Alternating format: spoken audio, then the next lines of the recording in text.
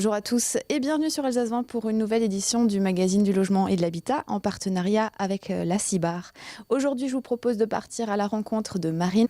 Elle est gestionnaire d'immeubles, mais elle n'a pas toujours été gestionnaire d'immeubles lorsqu'elle est arrivée à la CIBAR il y a presque 2 ans. Venez avec moi.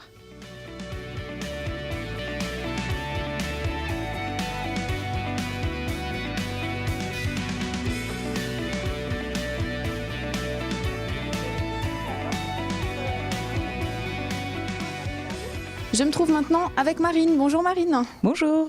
Alors Marine, vous êtes arrivée à la CIBAR il y a quelques temps, maintenant il y a 2 ans et demi à peu près. À peu près, oui. Et vous étiez au départ femme d'entretien. Voilà. Vous occupiez de l'entretien des immeubles. Exactement, oui. Et entre-temps, il y a eu une évolution, il y en a eu même 2. Il y en a même 2, oui. Parce que vous êtes maintenant gestionnaire d'immeubles, c'est ça? C'est ça, oui, depuis le 1er février. Oui. Alors racontez-nous un petit peu comment ça s'est passé, parce qu'on arrive à la CIBAR, 3 mois après, on signe un autre contrat, on devient assistante, on devient gestionnaire. Comment c'est possible et comment ça s'est passé exactement? En fait, j'avais une connaissance qui avait une entreprise de nettoyage qui travaillait pour la CIBAR. Donc, je lui ai demandé s'il pouvait me prendre en tant que femme de ménage. Donc, j'ai travaillé pour eux pendant 3 mois. Et j'ai été repérée par le responsable du service entretien courant, Marc Lopstein. Monsieur Marc Lopstein, qui m'a fait venir en fait ici au siège et qui m'a fait passer un entretien pour devenir assistante du gestionnaire d'immeuble. 3 mois après. 3 mois après, oui. Et du coup, comment vous avez pris la chose? Est-ce que vous avez été surprise? Est-ce que vous aviez envie? Je m'y attendais pas. D'accord. Je m'y attendais pas, je connaissais pas non plus le métier. Après, auparavant, j'avais déjà fait de la bureautique, donc j'avais quand même des connaissances. Et bon, ça m'a plu. Ça m'a fait plaisir déjà qu'on m'ait repéré et qu'on me demande si ça m'intéressait. Et oui, j'ai accroché, comme dit, c'était bien. Et donc, au fur et à mesure, vous avez eu des formations. Est-ce qu'on vous a apporté sur d'autres choses? Est-ce que vous connaissiez déjà aussi un petit peu le métier? Comment ça s'est passé un petit peu? Quand je suis arrivée au mois de novembre 2016, j'ai tout de suite été formée par Séverine Ferbar. Oui. Et donc, elle m'a expliqué comment ça se passe, le métier d'assistante. On m'a après mis avec un gestionnaire d'immeuble. Et en fait, Monsieur Marty a dû s'absenter pendant quelques mois. Et donc, je l'ai remplacé. J'ai fait son rôle de gestionnaire avec les autres gestionnaires d'immeubles. Et ça m'a plu. C'est ça qui vous a formé aussi. C'est ça qui m'a formé. Voilà, j'ai pas eu vraiment le choix. Ouais.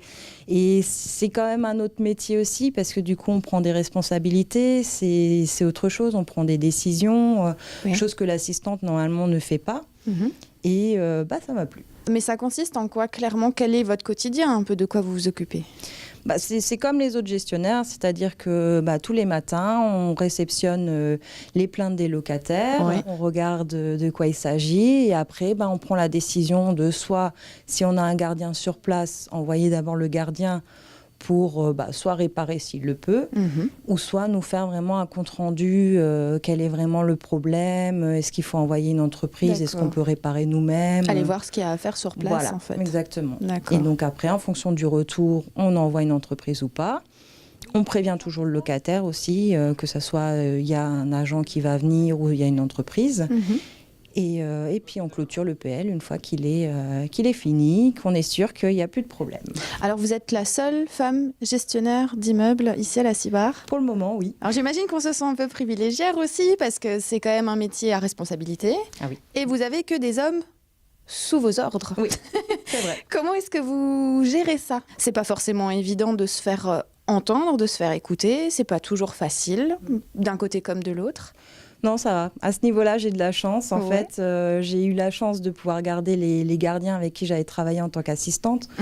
Donc, je les connais bien. C'est même eux qui m'ont poussée à postuler en tant que gestionnaire d'immeuble. D'accord. Ils m'ont encouragée. Ils m'ont même demandé si j'avais la possibilité de les garder par la suite si je passais gestionnaire d'immeuble. Donc, il n'y a pas de souci avec eux. Ça se passe très bien. Donc du coup, j'imagine que vous êtes aussi reconnaissante par rapport au fait qu'il vous ait porté pour prendre ce poste-là. Ah oui, je remercie tout le monde, tous les gens qui m'ont encouragée, qui m'ont dit qu'il faut que j'y aille, que je fonce.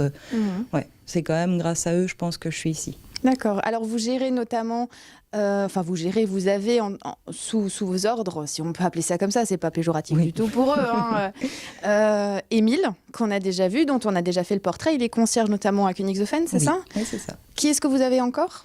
Alors j'ai Jean-Baptiste Malésia qui est sur le secteur rue de Rusus. J'ai Jean-Christophe Gagnadou qui est plutôt Cronenbourg. D'accord. Et j'ai encore Romas. Qu'on a déjà vu aussi. Voilà, qui s'occupe de beaucoup de Lingolsheim. D'accord, que nous avons déjà vu lorsqu'on a fait le portrait de Jean, qui est notamment aussi gestionnaire d'immeubles, c'est ça ? Oui, tout à fait. Oui. D'accord. Alors, à votre avis, qu'est-ce qu'il faudrait avoir comme qualité pour pouvoir prendre ces fonctions-là ? Il faut être organisé surtout. Il ne faut pas s'éparpiller parce que le problème de notre métier, c'est qu'on a, comme dit, les plaintes qui arrivent tous les jours, mais on a également les relances des locataires, des anciennes plaintes qui ne sont pas forcément réglées. Et, ou qui ne sont pas traitées dans l'urgence. Qui ne sont pas traitées dans l'urgence. Voilà. Et donc, il ne faut pas s'éparpiller. Hein. Il faut faire une chose après l'autre, rester bien organisé. Alors, est-ce qu'il y a une possibilité d'évolution après ce poste-là ? Parce que donc, vous avez commencé pour l'entretien, ensuite vous êtes passée assistante, maintenant vous êtes gestionnaire d'immeubles. C'est quoi le poste après ? On va dire hiérarchiquement parlant, ce serait quoi ? Ça serait responsable de service. D'accord.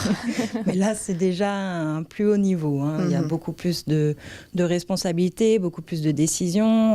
On gère plus de personnel aussi. On gère plus de personnel. On le gère différemment, je pense aussi. Hein. C'est autre chose. Donc, ce ne sera pas pour tout de suite. Hein. Mais ce serait un poste qui vous ferait envie si on vous le proposait ? Ça pourrait être intéressant.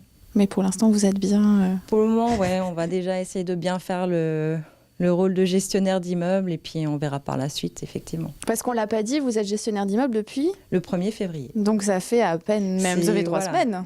Ouais, c'est tout récent, oui. Et comment ça se passe en fait ? Clairement, ces 3 semaines, on va dire que c'est quand même pas mal différent du métier d'assistante, vous le disiez avant. Mais comment vous vous sentez ? Bien.